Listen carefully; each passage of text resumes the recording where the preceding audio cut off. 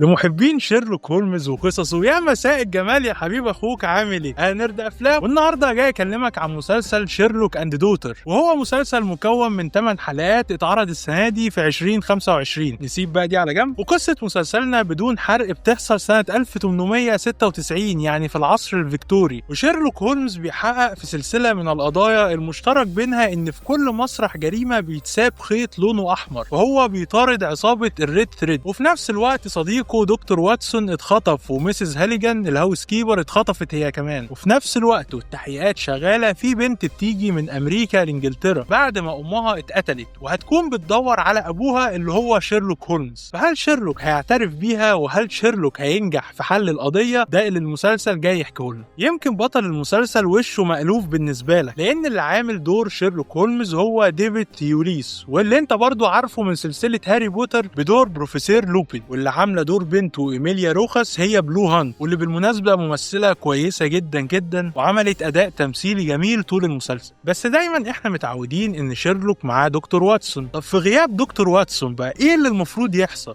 وهنا بتظهر حلاوة المسلسل وحلاوة كتابته، لأن المسلسل خلق قضية وغياب لدكتور واتسون، وهو إنه مخطوف، عشان يسيب مساحة كبيرة لشخصية تانية إنها تظهر وتسرق الأضواء كلها، وهي بنته إيميليا روخاس. واللي هنا بنشوف شيرلوك هولمز مش في علاقة واحد وصديقه أو المحقق والمساعد بتاعه، لا هنا في صراع على الأبوة والمشاعر، والمعروف إن شيرلوك هو مجرد من كل المشاعر، ودكتور واتسون كان هو دايما صوت المشاعر والعاطفة في القضايا. فإزاي بقى شيرلوك هيتصرف لوحده؟ ده اللي المسلسل هيوضحه وبطريقه جميله جدا. حبيب اخوك، انت اكيد شفت نسخ كتيره من شيرلوك هولمز، سواء مسلسل شيرلوك بتاع بنديكت كامبرباتش واللي كتير من الناس بتعتبره احسن من مثل دور شيرلوك، او برضه ممكن تكون شفت جزئين الافلام اللي عملهم روبرت داوني جونيور بتوع شيرلوك هولمز، اهو شايف الاداءات العظيمه دي بقى لدور شيرلوك. اهو مسلسلنا ده ما يقلش حاجه عنهم نهائي، بالعكس المسلسل ده فيه تحديات جديده لشيرلوك انت ما شفتهاش قبل كده، فهي مش مجرد حل جريمه وخلاص. والقصه بتاعت مسلسلنا هي قصه مش اصليه من قصص شيرلوك، وبقول لك مش اصليه لان القصص الاصليه اللي كتبها ارثر كونان دويل ما كانش عند شيرلوك اي اولاد نهائي، لان اولاد شيرلوك ما ظهروش غير في القصص الفرعية اللي اتكتبت بعد قصة شيرلوك الأصلية بسنين طويلة. وطبعا المسلسل ما كانش يقدر ينسى العدو اللدود لشيرلوك هولمز، وهو بروفيسور موريارتي، اللي هو يعتبر النسخة المظلمة من ذكاء شيرلوك. وظهوره في مسلسلنا ما كانش هو محور الأحداث، هو ظهر ظهور شرفي بس. يمكن من سلبيات المسلسل القليلة إن ميزانيته ما كانتش كبيرة يعني، برغم إن الديكور والهدوم مقبولين، بس أنت هتلاحظ إن الأماكن مش متنوعة، وده لأن الميزانية ما كانتش أعلى حاجة. ومع ذلك المسلسل حلو جدا ولاقى آراء فعل إيجابية وتقييمات عالية، وعجبني أنا شخصيا بصراحة. وبرغم إنه نجح جماهيريا ونقديا، فحتى وقت تصوير الحلقة دي لسه ما أعلنوش عن إنهم جددوا المسلسل لجزء تاني، وأنا بصراحة أتمنى إن يكون في جزء تاني وتالت. المسلسل كان حلو جدا. وتقييمي لمسلسل شيرلوك أند دوتر هو 7/10. مسلسل مسلي وحلو وينصح بمشاهدته. واخيرا، تفتكر يا حبيب اخوك مين هو افضل ممثل دور شيرلوك هولمز؟ عايزك تقول لي تحت في الكومنتس. ولو تتفرج لحد هنا فعايزك تعرف ان انا بحبك.